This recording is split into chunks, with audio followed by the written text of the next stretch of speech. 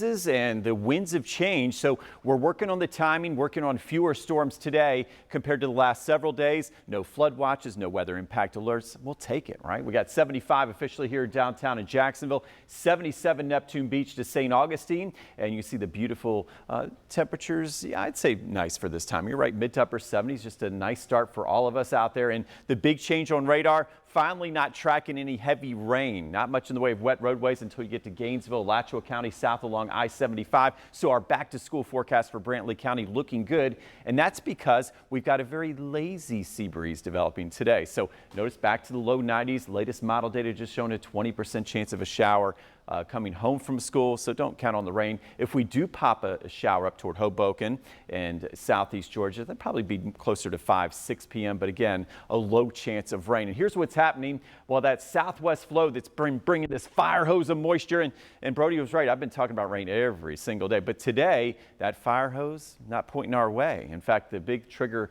and the big triggering mechanism will be this light sea breeze coming through late afternoon. So you notice along the beaches, Yulee, Fernandina, back to Jacks Beach, up into southeast Georgia, watching the coastal areas of southeast Georgia as we head toward 5, 6, 7 o'clock. There will be a couple of isolated thunderstorms, but overall you see most of us miss out on the rain here. And we'll keep in these low rain chances today, 30% or less from Lake City to Brunswick, St. Augustine, and Jacksonville. Now, as we take a look at overnight tonight, looking good for those evening dog walks. We'll have that dog walking forecast coming up. And then tomorrow, sea breeze energizes a bit. There we go. All right, still only isolated thunderstorm activity, nothing to get excited about on the rain, 30% chance there. But we've got back to school in Camden County.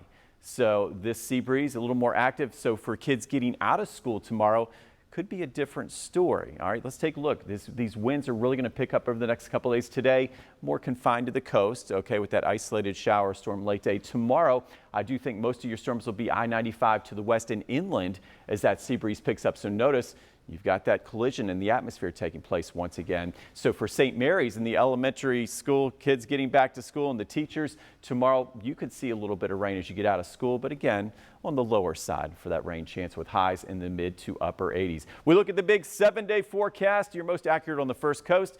Yes, sea breezes pick up. Look at that nice east-southeast wind, 10 at times, 20 miles per hour over the next few days. So really these storms will start to trend inland by tomorrow, Thursday. But again, rain chances not too high, 30-40%. And then Friday would be more of a day where we see an increase in some of that rain with highs back to 90. Weekend update is in, and we've been tracking this tropical wave plume of moisture off the coast. It looks like more of a glancing blow. So some good news for the weekend. We'll keep that rain chance at 40% with highs in the low 90s. Good morning, Crystal. Hey.